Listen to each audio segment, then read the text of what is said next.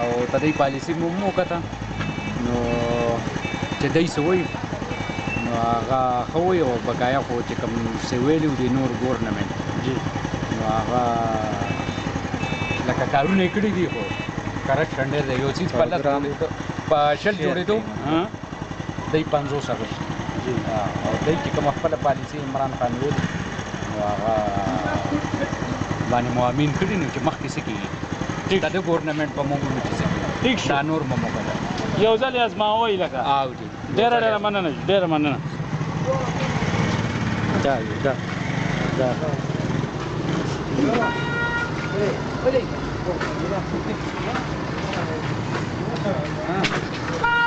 السلام علیکم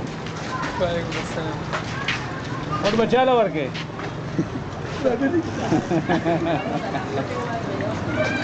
دیو په ډېر شرم هر چاله چې دا خوښه نیغ په نیغه ده نیغ په نیغه صحیح ده مهرباني صحیح شو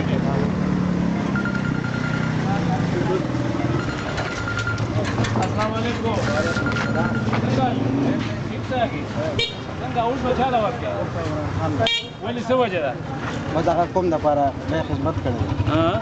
او د نورو قانون ډېر ټول خلک دي ټول غله دي د سیل مې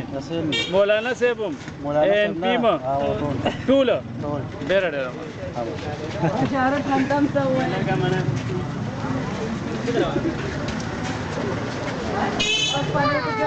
پروګرام شیر کړئ ملګرو چې څومره پروګرام ګوري ټولو ته بلنه چې ویډیو شیر کړئ چې نور ملګري مو ګوري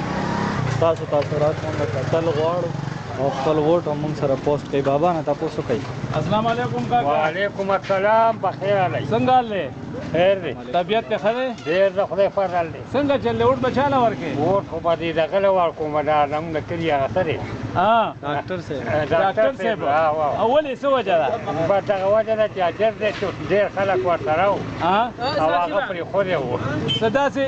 داسې کارنامې دي جلبې دپاره کړې موږ ته څه خبر یو نه چې چا لږ ورکړي هغه څه صحیح ده لکه کریم له موږ ورکړی وو هغه موږ له څه کړي دي صحیح ده نو موږ خو ووټ دی چې ورکوو چې چا لومبې ووایي هغه دې ورکوو صحیح ده